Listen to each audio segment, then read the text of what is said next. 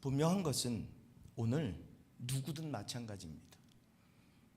응답이 안 되면 우리는, 인간은 즉시 하나님 왜 안 들어주세요? 하나님 왜 안 해주세요? 하나님 어떻게 하라고 이러시는 거예요?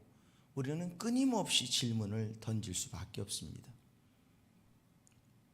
믿음이 시험받는 자리는 언제나 기다리는 자리입니다. 기다린다는 것은 믿음이 있어야 기다리는 겁니다. 그런데 여러분, 우리가 정한 그 믿음의 기다림은 아주 잠깐이에요. 그렇죠? 우리가 정한 믿음의 기다림은 우리 한계 안에서요. 더는 안 돼요.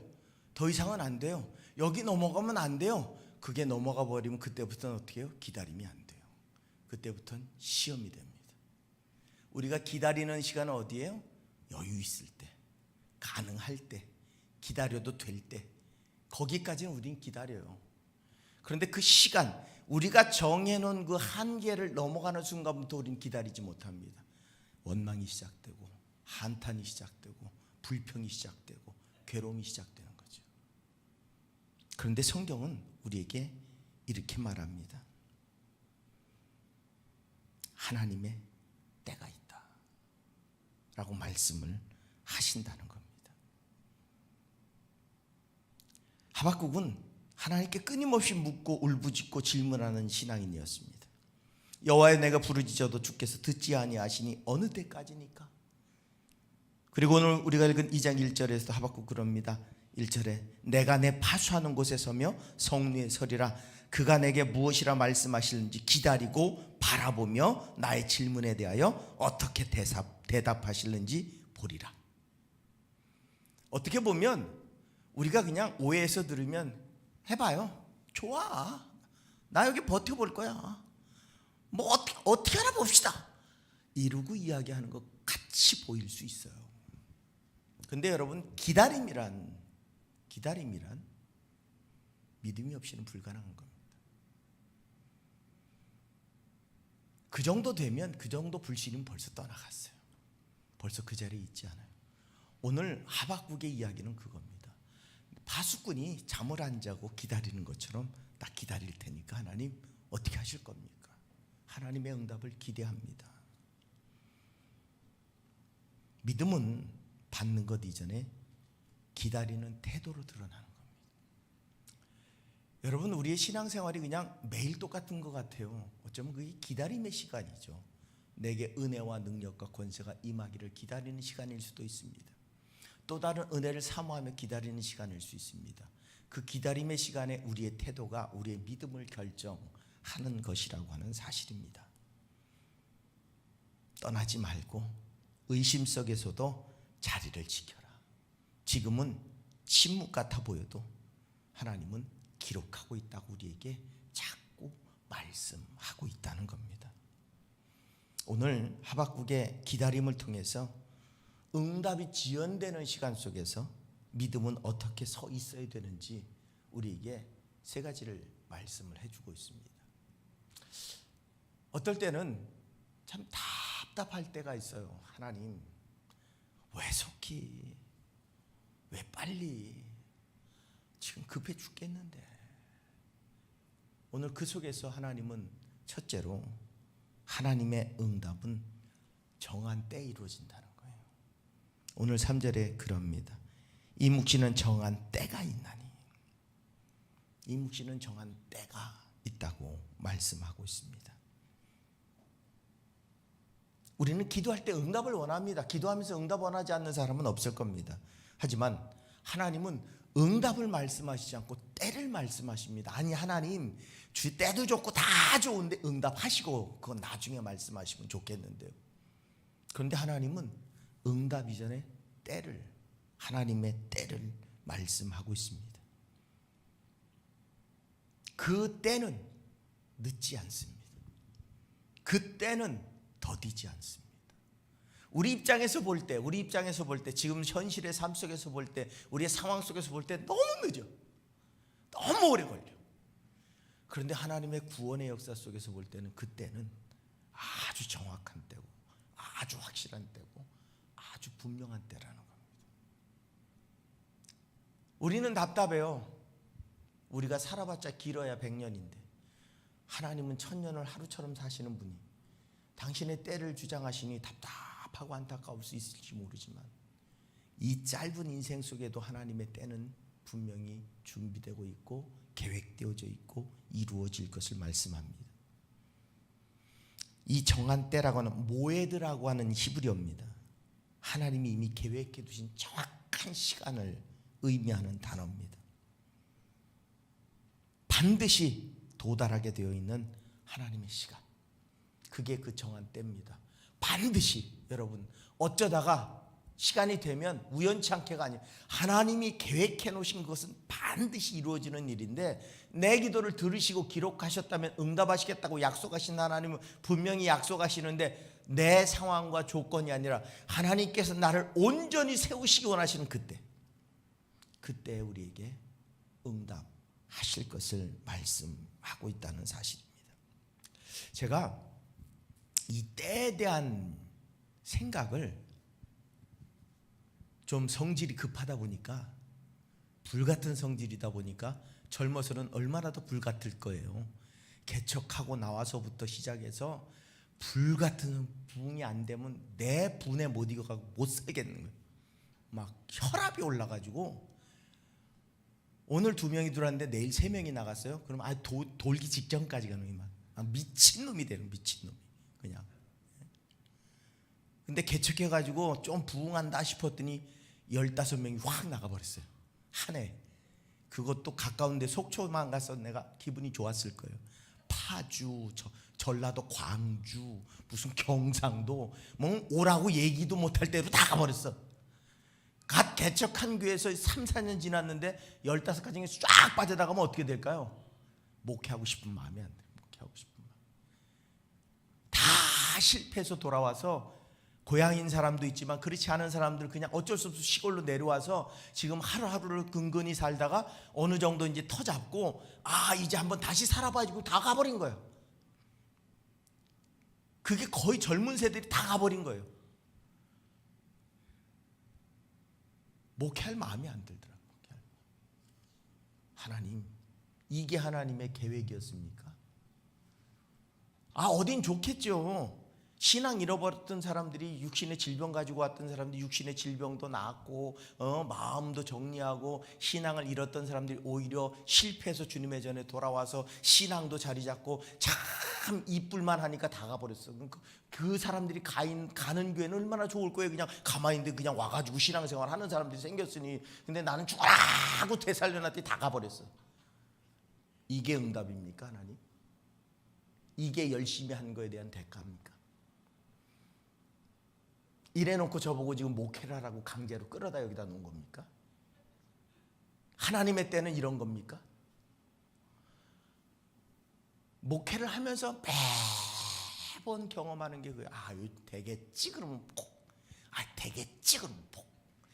요렇게 해지 그러면 폭. 되겠지 그래서 된 적이 별로 없어요. 기대감을 가지고 내년엔 이렇게 해야지 그러면 꼭 뭔가 문제가 생겨. 여기 깨지고 저기 깨지고 파편 조각을 다시 모아서 다시 한번 버텨봐야지. 그러면 또 나죠. 그리고 나서 이제 뭔가 이제 내년에는 또 새로운 도전. 그래도 퍽퍽퍽퍽 짜자작 한 번 더 두 할개를 확 펴고 그래 지금부터다 라고 뛰어다닐 기회를 단 한 번도 주신 적이 없어요. 이게 뭐지? 열심히 한 것도 아니고 일 중독자처럼 살아왔는데 이게 뭐지? 도대체가 뭘 한 발짝을 내어디디려고 할 때 그 내어딛는 발자국에 날개가 달리는 게 아니라 내어딛는 발자국에 쇠고랑이 채워가지고 뭔가 질질 끌려오는 게 있어 걷질 못하게 만들어요. 근데 여러분, 그리고 26년을 목회를 하면서 여기까지 왔어요. 가만히 봤더니 날개를 달아줬으면 제가 어디로 갔는지 몰라요.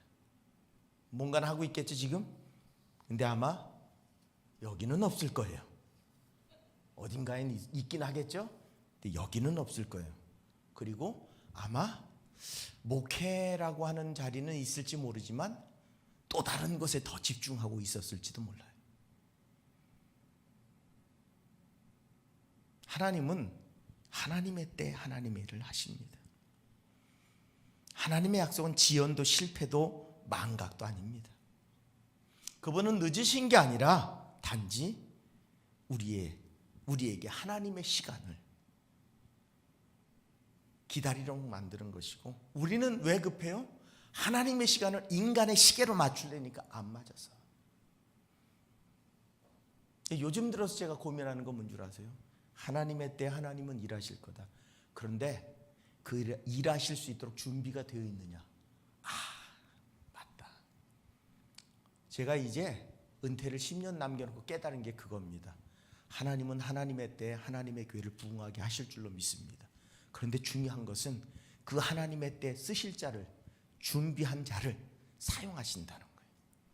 그래서 제 때가 아니래도 제 다음 때 하나님이 이 교회를 쓰시려고 할 그때 쓰실 수 있도록 준비되어 있으면 쓰실 줄로 믿습니다. 하지만 오늘 나 안 썼어? 안 해. 그러고 있으면 그때 쓰시려고 할 때 엉뚱한 사람이 쓰임 받을 수 있어요. 나는 내 때 나를 쓰시기 원하시는 방법대로 나를 사용하실 것이고, 하나님은 하나님의 때 하나님이 쓰실 사람을 또 준비하셔서 하나님께 쓰실 줄로 믿습니다. 그러기에 여러분, 오늘 지금의 나의 시간 개념으로 하나님을 바라보지 마십시오. 하나님의 시간을 내 시계에 맞추지 말라고요. 안 맞습니다. 실망만 합니다.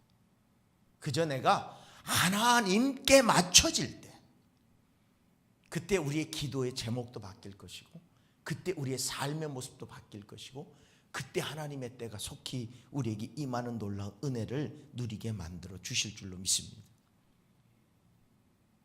분명한 것은 여러분, 요한복음 11장 6절에 보면 예수께서 나사로가 병들었다는 소식을 듣고 이틀 더 머무르셨어요.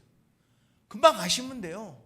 이틀 더 머무르셨어요. 늦게 왔더니 일찍 오셨으면 됐을 텐데, 일찍 오셨으면 살아났을 텐데. 왜 그러셨을까요? 왜? 치유보다 더 큰 영광을 위해서, 부활의 은혜를 보여주기 위해서 하나님의 때에 맞추어서 주님은 가신 거예요. 비록 인간의 시계로는 죽었어요. 그렇지만 하나님의 때에 그는 다시 되살아났고 부활의 영광을 볼 수 있는 놀라운 은혜를 경험하게 만들어 주셨다는 겁니다. 오늘 내 시계로는 안 맞아요. 그런데 그 하나님의 때가 더 큰 영광과 더 큰 구원의 역사를 이루기 위한 시간이라면 우리는 그 하나님을 신뢰함으로 기다릴 수 있을 때 놀라운 역사를 경험하게 되어질 줄로 믿습니다.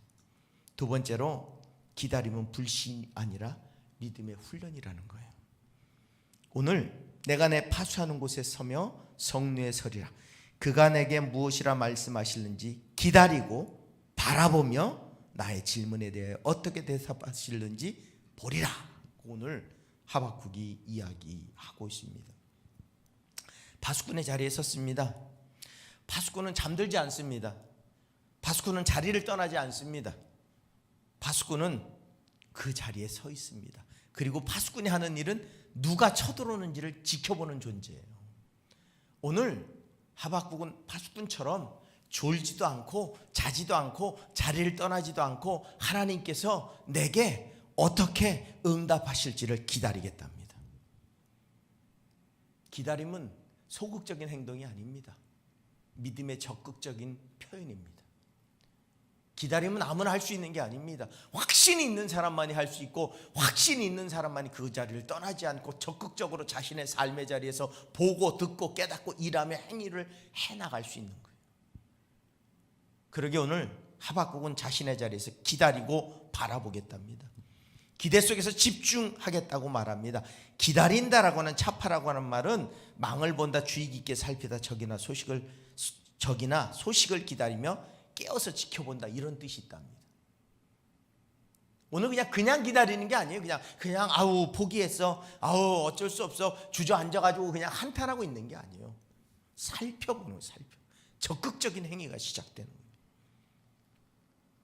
그리고 바라본다 라라는 말도 분별한다, 깨닫다라는, 주어진 것들을 바라보고 분별하고 깨달을 수 있어야 됩니다. 의미를 읽어내고 하나님의 뜻을 분별하고 이해하고 깨닫는다는 의미를 갖고 있어요. 여러분, 그냥 무의미하게 기다리는 사람은 몰라요. 뭘 얘기해도 몰라. 하나님이 응답을 주셨으면 몰라. 그런데 적극적으로 이게 하나님 뜻일까 분별하고 찾아내고 의미를 찾고 깨닫는 사람에겐 하나하나가 삶에 주어지는 여러 가지 상황들과 조건들 하나하나 속에서 우리는 하나님께 나아가는 방향을 발견할 수 있는 거예요. 그런데 줘도 몰라. 줘도 내가 원하는 거 아니면 안 돼. 내가 원하는 거 아니야. 그러니까 내가 원하는 것을 얻는 과정이 없는 거예요. 과정. 아니, 내가 원하는 것을 얻기 위해서 하나님이 주신 그것을 가지고 그 의미를 깨닫고 그걸 분별해내서 그 말씀을 따라서 내가 살아갈 때 내게 원하는 응답이 주어질 수 있는데 줘도 몰라. 줘도 모르니까 어떻게 해요? 그렇게 살 수도 없고 찾을 수도 없고 붙들 수도 없고 의지할 수도 없고, 그러니까 그 길로 갈 수가 없는 거예요. 기도했으면 찾아내야 됩니다. 내 상황 속에서 찾아내야 돼요. 하나님의 뜻을 분별해내야 돼요. 하나님이 주시는 말씀을 붙들고 몸부림치며 기도하고 내 상황 속에서 하나님이 어떻게 응답하시는지를 찾아내야 돼요. 찾아내면 그곳에 길이 있습니다. 그런데 우리는 포기하고 있습니다. 시편 기자는 나의 영혼아 잠잠히 하나님만 바라라고 외칩니다. 요셉을 보십시오. 꿈을 받았습니다. 꿈을 받았는데 꿈 받은 다음 날부터 그의 인생은 꼬이기 시작했어요. 그 꼬임 속에서 요셉이 한 일이 뭡니까? 불평하고 원망하고 내 인생은 이거밖에 안 되나 보다. 될 대로 되라, 마음대로 해라. 뭐 이래 사나 저래 사나 사는 건 마찬가지. 이렇게 산 게 아니에요. 자신의 상황 속에서 주어지는 대로 최선을 다했어요. 그 최선을 다했더니 더 나락으로 떨어져. 그 나락으로 떨어지는 것에 불평하고 원망한 게 아니라 그곳에서도 자신이 하나님의 뜻을 찾고 구했어요. 그랬더니 결국 그 길이 떨어지는 길인 줄 알았어요. 떨어지는 길인 줄 알았는데 그 속에서 요셉은 다 경험한 거예요. 여러분, 보디발의 집에서 그는 다스림의 교훈을 받았고 감옥에서 정치를 배웠어요. 술 맡은 관원장, 떡 맡은 관원장, 왕의 가장 최측근에 있는 사람들이에요. 그 사람들의 이야기를 듣고, 정치 감옥이잖아요. 정치인들이 모여있는 감옥에 갇힌 사람들이에요. 그 속에서 이 애굽이 어떻게 돌아가는지, 어떻게 여러분 아무리 하나님의 사람이지만 아무것도 모르는데 하나님이면 가능하겠지만 갑자기 총리가 돼가지고 나라를 갑자기 잘 다스려요. 불가능한 얘기예요. 근데 하나님은 그 감옥 속에서 정치인들의 이 애굽이 돌아가는 상황을 다 듣게 만든 거예요. 왕의 측근들이 왕이 어떤 감정을 가지고 있고 어떤 생각을 가지고 있고 이 나라가 어떻게 운영되고 있고 재상은 누구고 어떤 사람은 어떤 정치라고 다 듣고 다 알고 있는 거예요. 그 속에서 하나님은 나락으로 떨어지고 과연 아버지 집에 있었으면 요셉이 어땠을까요? 양치는 것밖에 배운 게 없어요. 아버지 집에 있었으면 양치는 것밖에 배울 게 없었어요. 아버지 집에 있었으면 오냐오냐 키워가지고 아버지 아래서 그저 잘 먹고 잘 사는 것 말고는 할 수 있는 게 없었어요. 그런데 팔려가서 종이 됐더니 그 고난 중에도 본인이 버티고 견딜 수 있고 그 어려움 중에 더 하나님을 의지하는 삶이 되어졌고, 한 집안을 다스리면서 동시에 내 행동이 조금만 실수하면 어떤 오해를 불러올지도 알게 되어졌고, 감옥 안에서 정치 돌아가는 상황 다 배워가면서 그는 준비된 총리가 된 거예요. 그리고 하나님은 그때 바로에게 꿈을 꾸게 하시라. 준비 다 됐을 때 잊혀진 존재였죠. 술 맡은 관원장, 떡 맡은 관원장 다 꿈 해석해 줬더니 하나는 죽고 하나는 잘 됐는데 그 잘 된 놈이 기억조차 안 하고 혼자 뭐 잘 먹고 잘 살고 있어요. 얼마나 원망스러울 거예요. 살려줬는데 최소한도 기억은 해줘야지. 최소한 감사는 해줘야지. 근데 전혀 하는 척도 안 해요. 근데 하나님의 때가 되니까 어떻게 해요?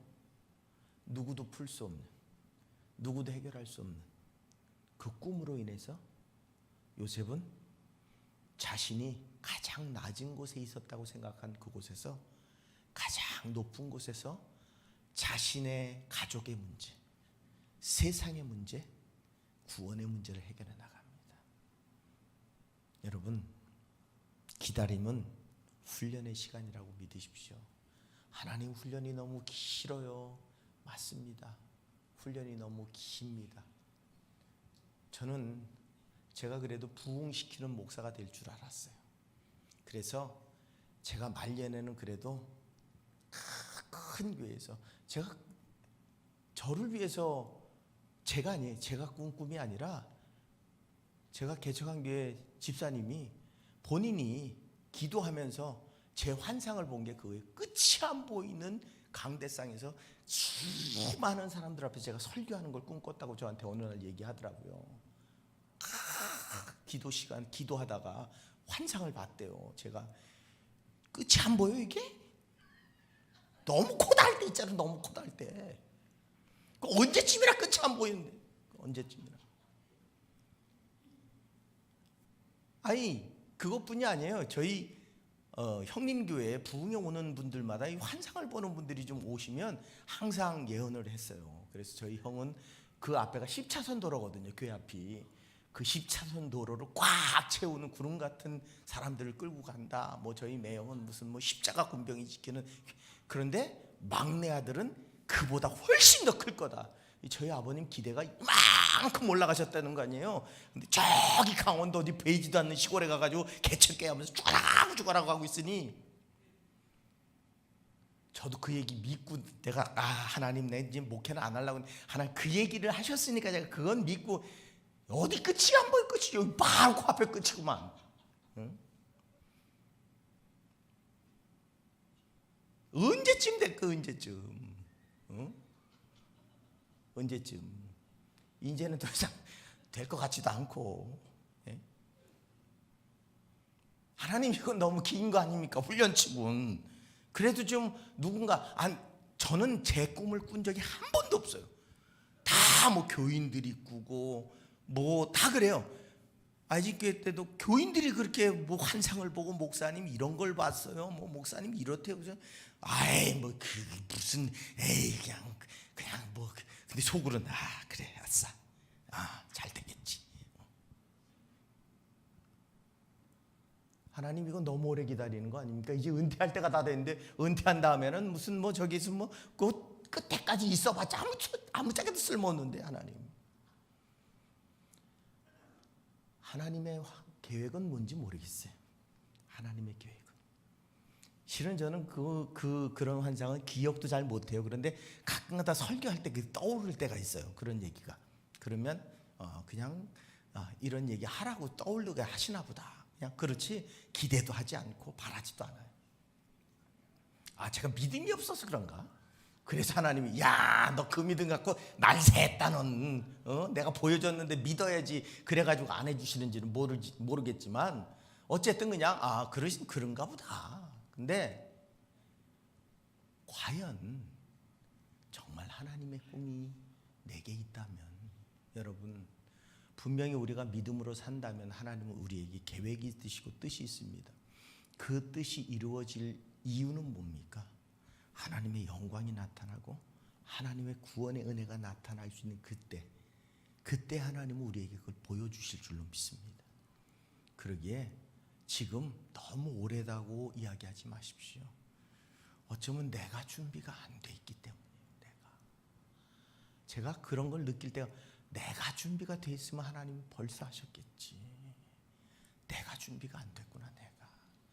내가 하나님한테 뭐라고 그럴 게 아니라 누구한테 뭐라고 그럴 게 아니라 내가 준비가 안 됐구나. 내가 뭘 준비해야 되지? 내가 준비가 안 된 상태에서 응답만 기대한다고 해서 이루어지는 게 아니에요. 하지만 분명한 사실은 내가 인내하고 믿음으로 기다릴 수 있다면 하나님 그 중심도 보실 줄로 믿습니다. 그리고 분명히 하나님의 때에 이루실 줄로 믿습니다. 그리고 마지막으로 오늘 성경은 말합니다. 그래서 의인은 믿음으로 사는 겁니다.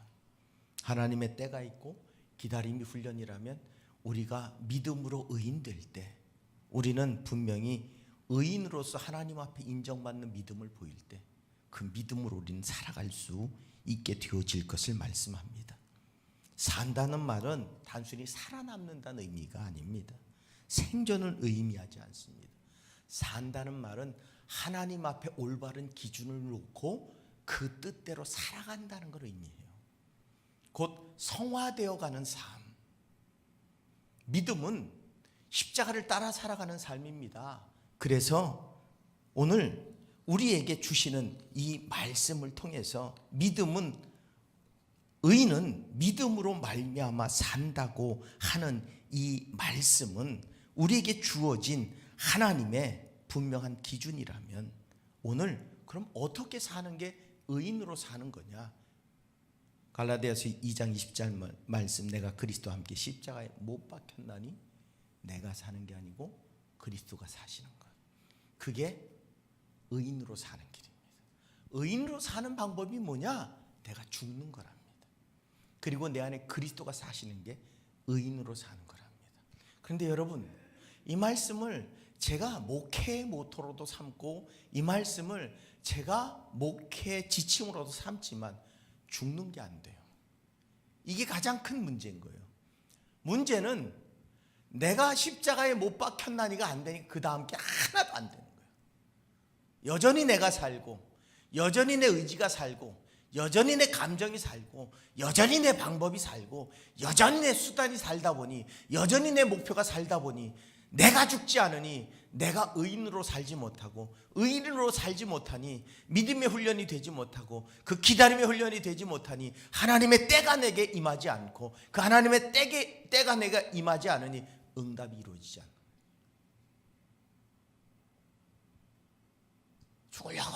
죽으려고 해도 죽어지지 않는 게 우리의 모습인 거예요. 내 감정이 풀, 내 의지가 툭, 내 생각이, 내 방법이, 내 목표가 나도 모르는 사이에 여기서 튀어나오고 저기서 튀어나오고 여기서 튀어나오고, 하나님이 한쪽 눌러놓으면 여기서 튀어나오고 이쪽 눌러놓으면 여기서 튀어나오고, 나는 십자가에 못 박혔다고 생각하지만 전혀 십자가를 짊어질 의지도 생각도 방법도 없이 여전히 내 의지와 생각으로 살아가고 있는 게 나의 모습이니, 하나님이 내게 아무리 큰 비전과 꿈을 주신들, 여러분, 요셉은 하나님의 비전 앞에서 죽었죠. 형제들에게 던져지면서 죽음을 당했고, 종이 되면서 또 자존심이 죽었고, 또 감옥에 가면서 또 죽었고, 계속 죽었어요. 그냥. 그래도 어떻게 해요? 하나님을 부인하지 않고 하나님이 예비하실 때 형제들 앞에 뭐라고 고백해요? 하나님이 당신들을 위해 준비한 게 나다. 당신들 걱정할 필요 없다. 분노하고 미워하고 인간적인 생각으로 바라볼 땐 당연히 화나고 당연히 따져 물을 수 있는 그 상황에서 요셉은 당신들 탓 아니니까 하나님이 다 준비해서 여기까지 온 거야. 내가 아니고 하나님이 사신 거야. 근데 우리는 여전히 하나님 앞에 내 의지, 내 생각, 내 방법, 내 목표, 내 요구를 열심히 외치며 하나님이 내게 제시하는 말씀이든 뜻이든 계획이든 때든 시간이든 관여하지 않고, 그러니 하나님의 때 하나님이 이루실 그걸 관여하지 않고 듣지도 않으니 결국 우리에게 응답이 이루어질 수 있겠는가 하는 겁니다. 분명한 사실은 오늘 의인은 믿음으로 산답니다.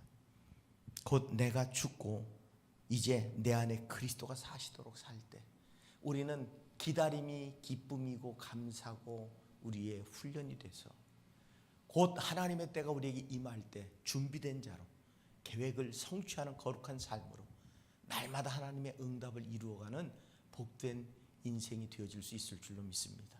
여러분, 사무엘은 기도하면 응답 받았죠. 근데 여러분, 다윗을 선택할 때 보십시오.